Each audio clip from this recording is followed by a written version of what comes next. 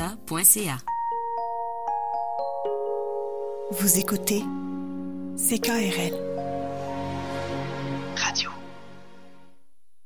Présente pour les personnes aînées de la capitale nationale, l'Association québécoise de défense des droits des personnes retraitées et pré-retraitées, AQDR, section Québec, est fière de vous présenter Aînés, on vous écoute. Alors, un beau bonjour aux auditrices et aux auditeurs. Je suis Judith Gagnon de l'AQDR Québec et je suis accompagnée aujourd'hui par une personne ressource de grande qualité, Lansana Bangura, qui travaille avec nous à l'AQDR Québec. Alors, au début, on va vous souhaiter une excellente année 2025 à tous les aînés, leurs familles, quel que soit le lieu où est-ce qu'ils sont dans la capitale nationale. Je vous souhaite surtout de la santé et surtout des beaux moments avec votre famille, vos amis, puis en dedans de vous aussi. En tout cas, je vous souhaite une année merveilleuse. Regardez pas juste les choses qui vont pas, ça on peut pas les enlever, mais dans votre cœur, mettez de la couleur, puis réjouissez-vous. Alors, Lansana, tu leur souhaites une bonne année? Oui, bonjour à toutes et à tous. Mon nom c'est Lansana Bangura. Je travaille à l'AQDR Québec il y a cela près d'une année. Et je voudrais aussi profiter de cette occasion pour dire bonne année aux aînés de la capitale nationale, à commencer par la ville de Québec, en passant par Charlevoix, la côte de Beaupré, Jacques-Cartier, l'île d'Orléans, Port-Neuf et plus précisément aux aînés de Sainte-Christine d'Auvergne. Bonne année à vous, mes meilleurs vœux de santé, de prospérité. Merci. Écoutez, avec tous ces vœux-là, je vous dis que vous allez être en forme pour l'année 2025. Là. Vous voyez qu'on vous aime. Et c'est pour ça qu'on est revenu, la QDR. On aime beaucoup cette radio communautaire-là qui est présente pour tous les gens là, de différents secteurs. Alors, on a eu l'année dernière, en 2024, plusieurs conférences d'une grande qualité. Vous les avez peut-être manquées, mais manquez pas les suivantes. On a eu des conférences médicales par un médecin, cardiologue Paul Poirier. On a eu d'autres conférences par des chercheurs, Jean-Pierre Després. On a parlé aussi de fin de vie. On a eu des cafés-rencontres un petit peu partout parce qu'on reste pas juste dans nos locaux, des déjeuners-conférences pour les proches aidants. Ça a été quand même assez varié. Alors, cette année, on revient en force. Je vous le dis. Alors, on va commencer par vous parler de fiscalité. C'est important, on va faire nos rapports d'impôts. Des fois, on ne sait pas tout ce qu'on a droit, on manque des patentes. Ouais. Là, on va être là et ça va être par Teams, en ligne. Alors, un plus grand nombre de personnes vont pouvoir l'avoir. On va vous envoyer à tous nos membres, mais on va tâcher de faire la publicité. Ça va être le 26 février 2025. On va vous envoyer l'info. On va parler aussi de résidences privées pour aînés. Ouais. C'est important de savoir c'est quoi vivre dans une résidence privée pour aînés, c'est quoi l'argent que ça nous prend, les différentes possibilités qu'on peut avoir parce que c'est un milieu de vie très intéressant. Alors, je vous laisse continuer, Monsieur Lansana, sur le reste d'activités là, ici. Ok, merci encore une fois de plus. Comme elle vous a si bien dit, on aura plein d'activités en 2025 également comme en 2024. Des cafés-rencontres, comme elle vous a dit, pour donner l'occasion aux aînés ou pour parler des enjeux qui leur touchent.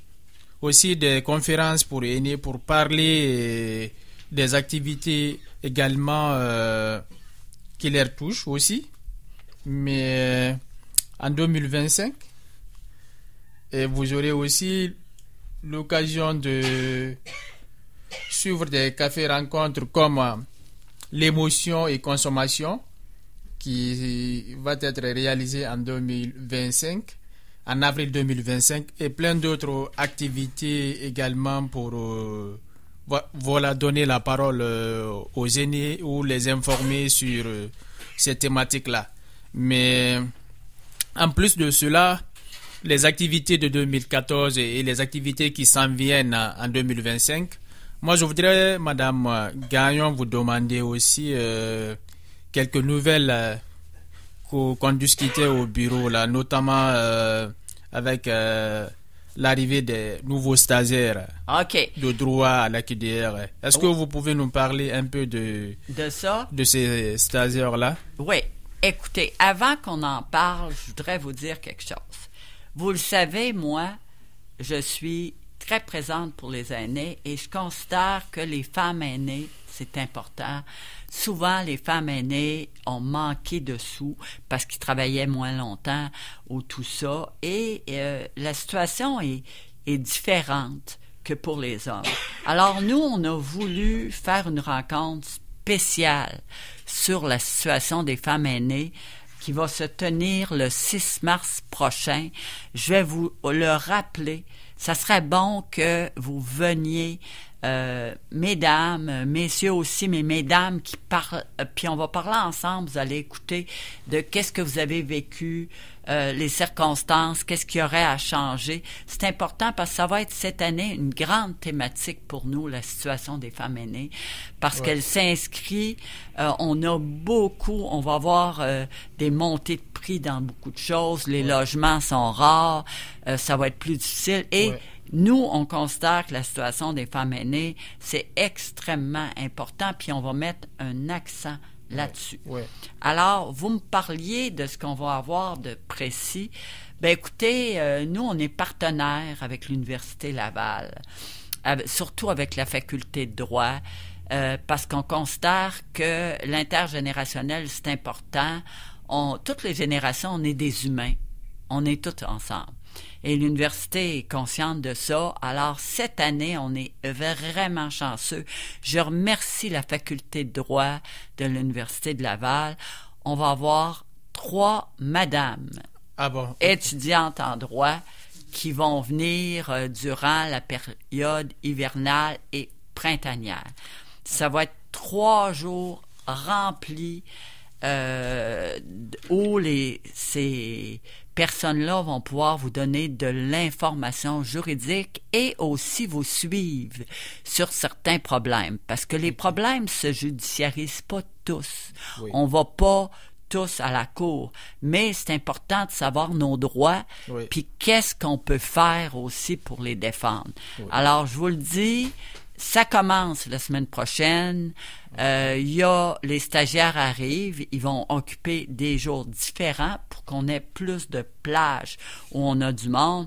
Ça va être vraiment très intéressant.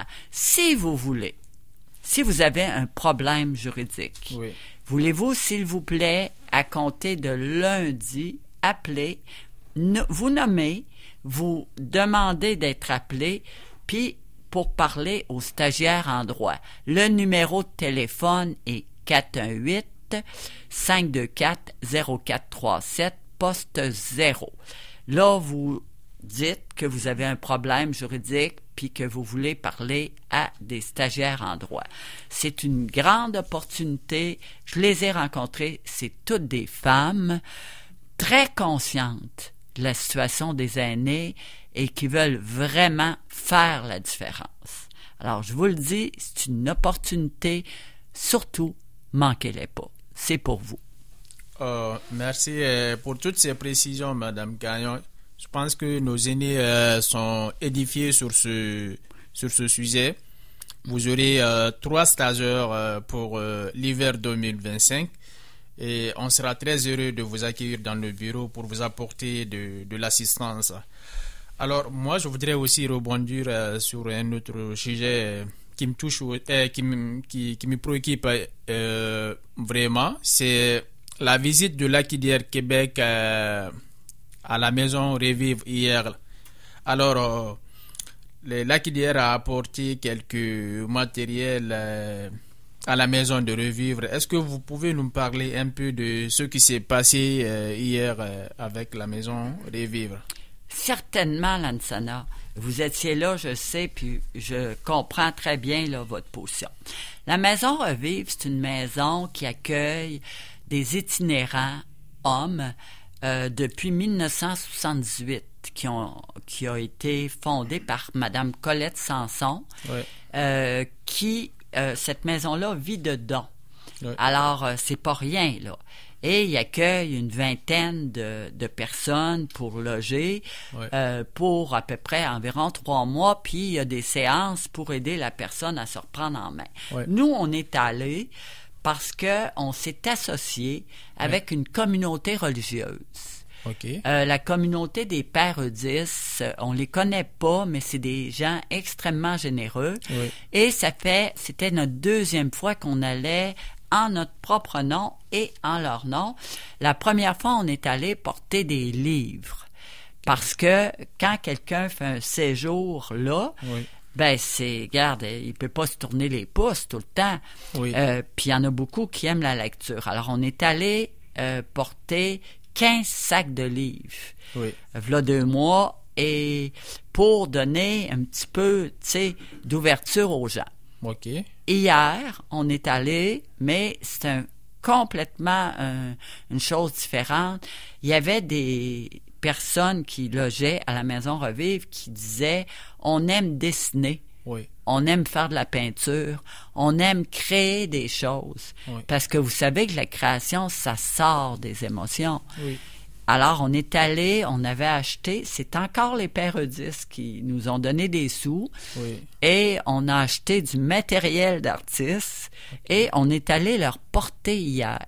Vous étiez avec moi, c'est quand même un grand moment, parce que on a apporté une quantité correcte, mais on ne sait pas du tout, là. Est-ce qu'ils vont aimer ça? Est-ce qu'ils vont s'en servir? On ne pouvait pas apporter un camion, là. Mais on a apporté pour voir est-ce qu'ils vont aimer ça. Et vous pouvez rebondir là-dessus, Lansana. La directrice a dit qu'elle leur ferait des ateliers.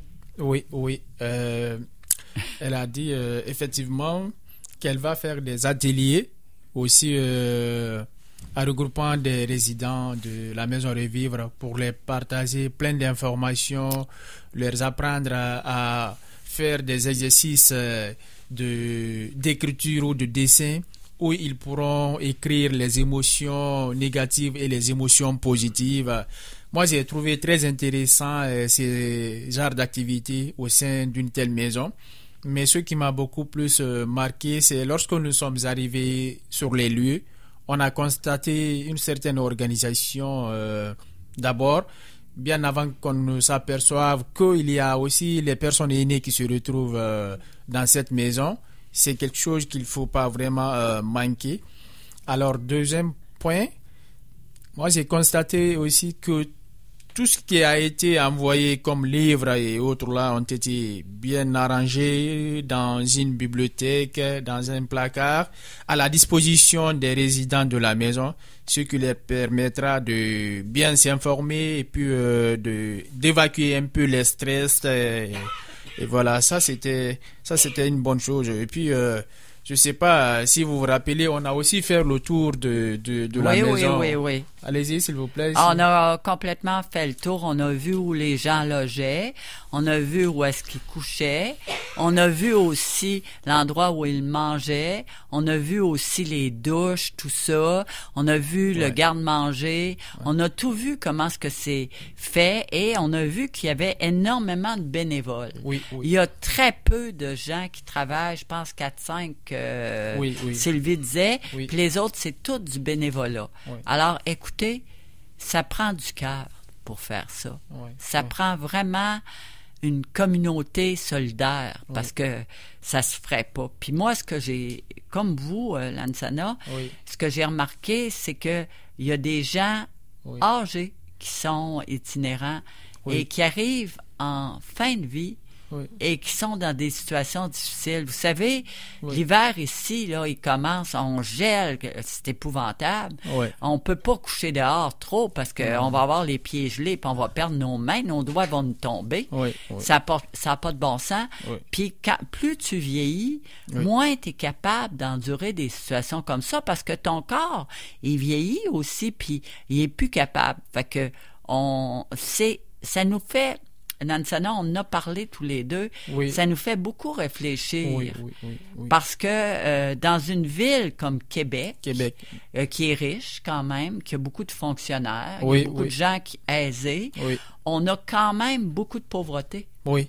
Et Oui. puis, vous le savez, Lansana, on se promène dans des quartiers, puis il y en a beaucoup maintenant, des gens qui n'ont plus d'abri. Non, non, non. Il y a C'est- beaucoup de sans-abri, oui. Beaucoup de sans-abri, puis la maison, elle peut pas tout accueillir Oui. parce qu'elle est petite, et puis il en faudrait plusieurs. Oui. Mais pourquoi y a-t-il tant de sans-abri maintenant? Ça coûte cher partout. Oui, oui. C'est ce que j'ai demandé à la madame qui était là-bas. Elle m'avait fait comprendre que, effectivement, actuellement, la maison Revivre, c'est bien ça, Revivre? Oui, oui. La maison Revivre a une capacité maximale très limitée pour accueillir tous les demandeurs parce que il savait qu'actuellement au Québec, il y a beaucoup de sans-abri. Donc, la maison ne peut pas accueillir tout le monde.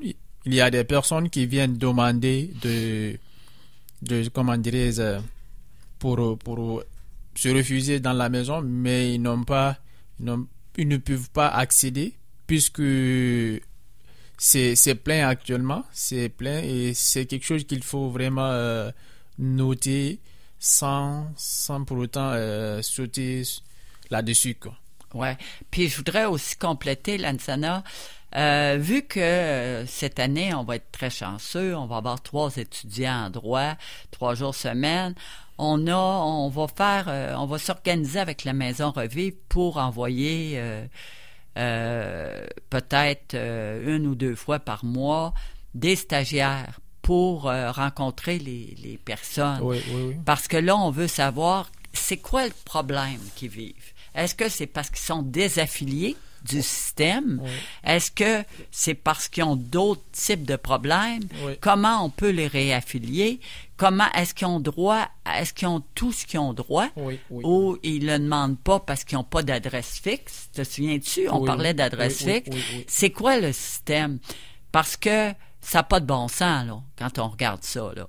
Puis moi, vous le savez, Lansana, vous travaillez beaucoup avec moi depuis cette année. Oui, Il y a beaucoup de choses que les gens ont droit. oui, oui, oui, oui. Mais s'ils le demandent pas, puis ils comprennent pas, ben ils l'ont pas. Fait que ça, là, c'est un gros problème, là. Oui, c'est ce que disait la première responsable de la maison. Et il dit le fait que certains n'ont pas d'adresse, et ils ne peuvent pas recevoir De chèques. des chèques, ce qu'on leur doit, et puis ça fait que c'est complexe. Certains se retrouvent dans des situations d'agressivité à cause de leurs chèques s'ils les reçoivent, et ça fait pitié des personnes. Une certaine catégorie de personnes se retrouvent dans cette situation, étant donné qu'on pourrait, d'une manière à une autre, les apporter quelques assistances. Moi, j'étais très touché par ce phénomène, mais vraiment, il faut dénoncer, il faut parler. Et peut-être qu'à travers ces stagiaires qui vont venir durant tout l'hiver en 2025, nous serons peut-être capables, ou nous pouvons essayer de voir au cas par cas qu'est-ce qu'on pourrait apporter comme assistance à ces personnes qui se retrouvent dans des situations très complexes, très difficiles. Voilà. Vous avez parfaitement raison, parce que là, on va faire un état de situation. On va regarder, ils vivent quoi? C'est-tu toute la même affaire? Puis c'est quoi qu'on pourrait faire pour leur aider? Puis c'est quoi, mais dans le système qui marche pas pour qu'ils vivent ça? ou eux autres ne veulent pas avoir. Mais on va être capable d'avoir un portrait très bon. Puis, il y a certainement des programmes qui pourraient être mis en place. Il y en a déjà, ou d'autres programmes qui pourraient être mis en place, mais tenant compte de leur réalité, puis qui vont être vraiment efficaces. Parce que, comme vous dites, on peut pas accepter ça socialement. Dans une ville riche comme Québec, une société riche quand même, puis ça va aller de pire en pire. Hein? Vous savez, l'inflation monte. Oui. Et puis, en 2025, le coût des loyers va monter. Oui. Alors, puis il n'y en a déjà pas. Oui. Et puis, mais le monde va faire quoi? Voilà. Parlant de logement, ça me rappelle le témoignage d'un résident de la Maison Revive. Vous vous rappelez, il y a un monsieur qui était arrêté. Il nous expliquait un peu, en quelque sorte, qu'est-ce qu'il arrivait quand vous leur avez demandé, pourquoi des gens, quand vous leur avez essayé de leur demander qu'est-ce qui se passe et puis comment ils se retrouvent dans ces situations-là. Il y a d'autres qui disent que certains se retrouvent mis dehors par abus de, comment dirais-je... Oui, mais Lansana, là, vous touchez un point essentiel. Vous avez raison de le renoter. Merci. Il y a quelqu'un qui dit qu'ils sont... Tu sais, les gens fragilisés, vulnérables, c'est pas très intéressant pour un locataire. Alors, quand ils peuvent en avoir des mieux, ils les mettent dehors. Puis ils savent que ces gens-là iront pas exercer des recours. Parce que pour exercer des recours, c'est compliqué, vraiment compliqué. Il faut aller au TAL, tribunal du logement. Ça prend un temps fou. Puis ils ont le temps d'être... Puis ils sont mal pris. Quand tu es mal pris, tu peux pas faire rien. Alors, ils nous disaient, clairement qu'ils sont mis dehors. Oui, effectivement. On avait même vu hier un aîné qui était nouvellement venu et ça a coïncidé à notre arrivée. Lui aussi, il s'installait même aussi dans son appartement ou bien dans sa chambre. C'est-à-dire que une fois de plus pour dire que combien de fois des gens se retrouvent dehors, il faut vraiment qu'on se lève comme un seul homme. Association Québécoise. Une seule femme.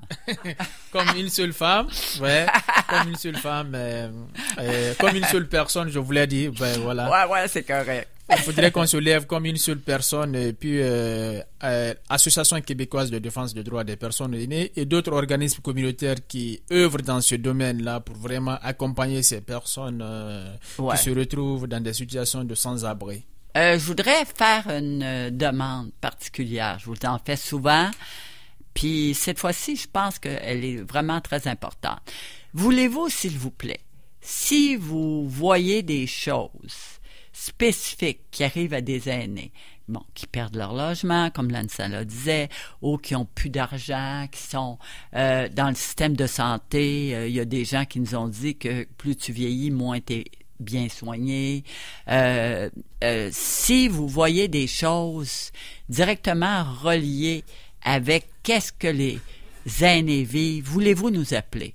Nous, on est capable, on fait partie d'un grand mouvement, la QDR nationale de tout le Québec, on est capable de faire des revendications et je vous dis, moi, je suis pas piqué des verres.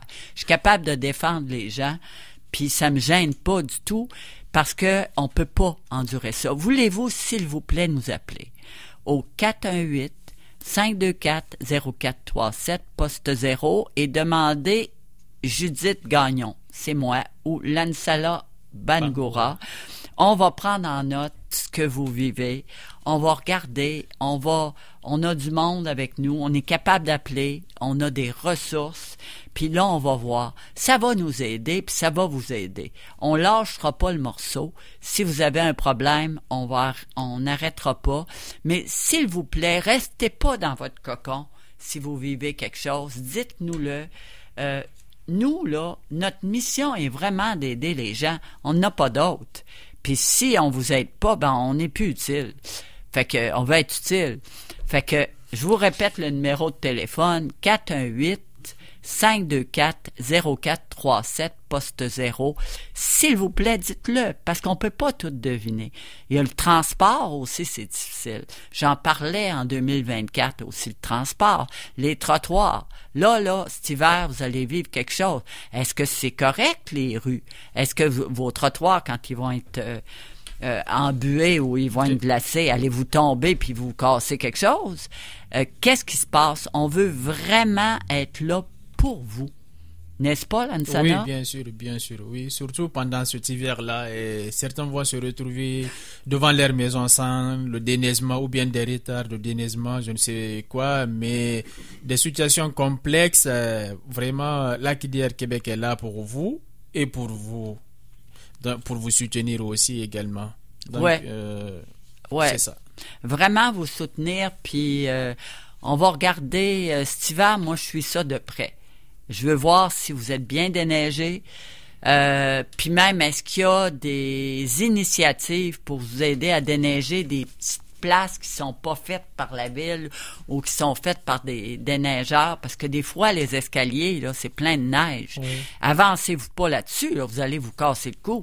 Oui. Fait que est-ce qu'il y a des systèmes pour aider? Je pense qu'il faut devenir solidaire entre nous, puis il faut en parler surtout pas se taire. Oui. Comme elle l'a dit là, il faut en parler. Ne restez pas dans votre confort, ne restez pas isolés. On vit ensemble, on est ensemble, et puis on vous dit merci. Oui, je pense que on va passer une belle année 2025. On va être de plus en plus... Puis oubliez pas, bientôt, là, il va y avoir une élection fédérale. Ah, voyez ça, là, suivez ça, là. Soyez aux aguets. Une élection fédérale, après, il va y avoir une élection provinciale et une élection municipale. Fait qu'il faut regarder, nous, on va faire des rencontres avec les candidats de ces élections, pour ces élections-là. On a déjà fait aussi, on va faire des débats, oui. Puis on va demander aux gens clairement qu'est-ce que vous allez faire pour les aînés. Est-ce que vous allez vouloir qu'ils soient bien vivants ou qu'ils sont à moitié morts? On va tout faire ça. Fait que suivez vraiment, là, suivez-nous, puis nous, on va vous suivre, puis on va vous aider.